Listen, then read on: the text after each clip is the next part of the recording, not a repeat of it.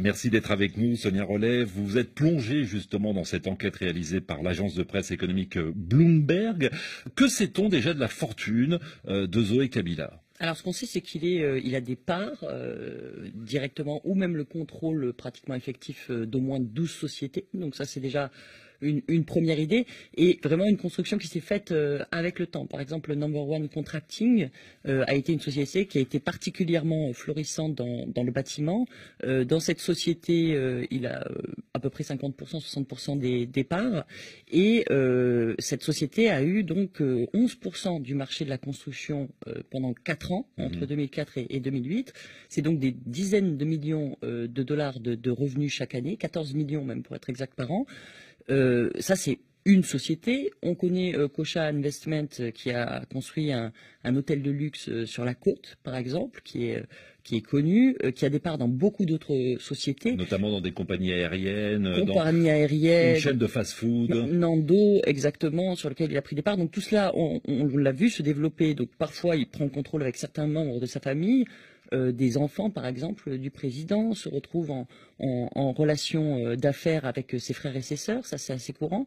Et donc, tout cela est entremêlé, et aujourd'hui, en fait, bon, il ne se cache pas de cette fortune-là. Cet hôtel de luxe a été inauguré par son frère l'an dernier, en grande pompe. Il y avait les ministres qui étaient là. Ça a été reconnu comme étant un gros investissement en termes de développement et de tourisme. C'est un hôtel de luxe auquel la plupart des Congolais ne peuvent pas accéder, évidemment. Alors, vous citiez à l'instant l'entreprise Number One Contracting. Elle est intéressante, cette société, parce que le nom de Zoé Kabila n'apparaît pas forcément et systématiquement dans toutes les sociétés, en l'occurrence dans celle-ci. Parfois, il utilise un pseudonyme, celui de son père. Oui, et c'est souvent des anciennes identités qu'ils ont utilisées pendant la guerre, sur lesquelles ils ont pu avoir des papiers d'identité à une époque. C'est Zoé Francis Toilé. Donc là, évidemment, il ne se cache pas vraiment quand il utilise ce nom. Tout le monde sait que c'était le pseudonyme de son père.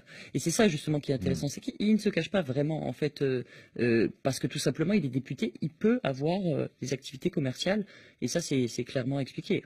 Alors Bloomberg, dont on parle et qui est à l'origine donc de cette étude, a publié un autre rapport avec le groupe d'études sur le Congo, qui est un groupe de recherche basé aux États-Unis.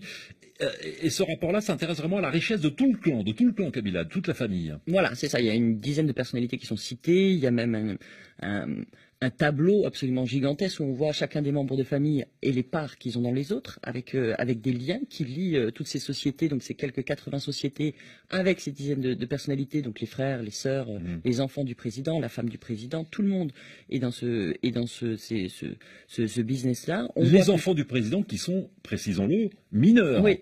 Oui. Ça, on fait les affaires en famille. Alors ça, c'est très clair. Et on voit par exemple que la famille, le clan Kabila, a, en termes de propriété terrienne au Congo, 10 fois l'île de Manhattan, par exemple, où un niveau de contrats miniers sont liés à des contrats miniers sur la frontière avec l'Angola, donc au Kasaï, pour 720 kilomètres de concessions minières, qui la plupart du temps ils exploitent même pas, en tout cas officiellement, puisque c'est un contrat de force majeure, c'est-à-dire que c'est une sorte de coffre-fort. Ils l'exploitent pas, ils ne payent pas de taxes non plus, mais ils l'ont en termes de concessions jusqu'à ce qu'ils décident de ne plus l'avoir. D'où vient tout cet argent? Alors ça c'est le plus compliqué. On sait qu'il y a eu des 2 guerres au Congo.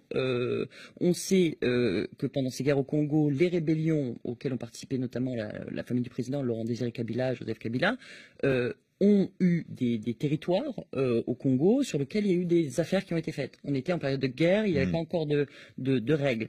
On peut tracer le début de la fortune des Kabila à partir de 2002 et du code minier, par exemple, à partir du moment où un groupe comme le groupe d'experts qui s'occupait justement de l'exploitation illégale des ressources commence à faire des rapports. Là, on peut commencer à avoir des documents intéressants. Mais c'est surtout, ce qu'on sait, c'est que la propre mère du président disait à l'époque, en 2006, que finalement elle n'avait qu'un petit lopin de terre en Tanzanie. C'est-à-dire qu'avant la guerre, ça c'est clair, c'était une famille plutôt pauvre en Tanzanie qui vivait sous la protection du régime tanzanien et qui a commencé à s'enrichir à partir du moment où cette rébellion a commencé. Donc ça, c'est ce qu'on sait, mais c'est vrai que sur l'origine de la fortune, et c'est toute la question qui est posée par ces rapports, c'est d'où vient cette fortune-là, comment peuvent-ils accroître leur fortune comme ça et avoir autant de contraintes. Jean Faustin nous demandait, et rapidement Sonia Rollet, parce qu'on a d'autres questions sur d'autres sujets, comment l'agence de presse et le groupe d'études sur le Congo ont-ils réussi à obtenir tous les documents permettant de réaliser un tel rapport? Bah, c'est là où on voit qu'en fait, il y a toute une partie qui n'a pas été faite sur le Congo, puisque tout est source publique. Mhm. C'est le journal officiel, en fait. C'est le registre du commerce. C'est un site internet sur lequel on peut trouver toutes les concessions minières, parce qu'il y a eu des efforts comme ça. Mais eux ont fait finalement 1+1 égale 2. Donc ils ont fait vraiment ce mapping-là des propriétés de la famille, mais ce n'était pas caché, c'est pas. Et donc sur le fond, il n'y a pas grand-chose qui a été répondu par la famille elle-même parce que tout est finalement écrit noir sur blanc. Ouais, donc gros travail quand même de compilation, d'études, même si tout était finalement public, puisqu'il Tout aurait pu suffisait être fait d'aller depuis longtemps. jeter un coup d'œil dans le journal officiel en l'occurrence.